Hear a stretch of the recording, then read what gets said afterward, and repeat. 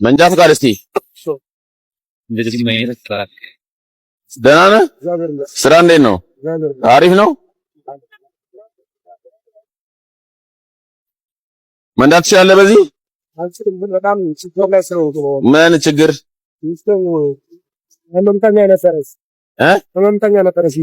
እሺ እና ስርዓትቼ ሰው ነው በቃ ይሄን ራሱ በጊዜው እንዲሰራ ያደርጋል። ምን ራስ ነበር እኔ የምነዳው እና እኔ በተጠንቀቅ ነው። ይሄ ተሽከርካሪ ህዝብ አንድ ነው።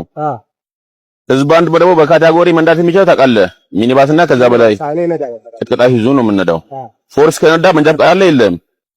ይሄን ያስከተል። ስለዚህ የለህም ማለት ነው አይደለ?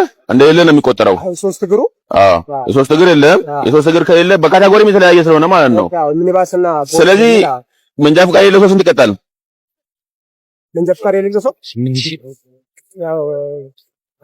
ብር ነው ወይስ 8,000 ብር? 8,000 ብር ነው የምትቀጣው። ይሄ ያለ ደረጃ አይደለም፣ ህዝብ አንድ ነው።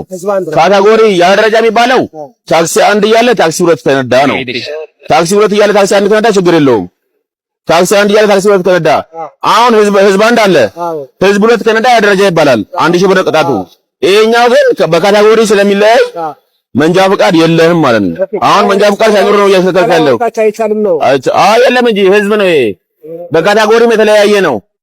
በካታጎሪ የሚለያይ ደግሞ መንዳት አይቻልም። ስለዚህ መንዳት ተገቢ አይደለም። ለዛሬ ለአሁን ብቻ ነው የምናልፈው። አንተን ለዚህ ሰዓት ብቻ አሁን ወስደህ ፎርሳውን አቁማት። አለበለዚያ 8,000 ብር ታርጋውን እንይዛለን። ታርጋውን ያዝ፣ አስፈርመው መንጃ ፈቃድ የሌለው ብለህ ማለት ነው። አስፈርመው ከዚህ በኋላ እንዳደግም። ስለዚህ አንደኛ ብትገጭ ኢንሹራንስ ላንተ ከበር ያደርግልህ። መንጃ ፈቃድ የሌለው ሰው ነው። ስለዚህ ሙሉ ጥፋትም ሙሉ ኃላፊነትም የምትወስደው አንተ ነህ። አስተካክል፣ እሺ? እንዳደግም። እሺ። እውነትም ይሄ መልካም ትራፊክ ነው።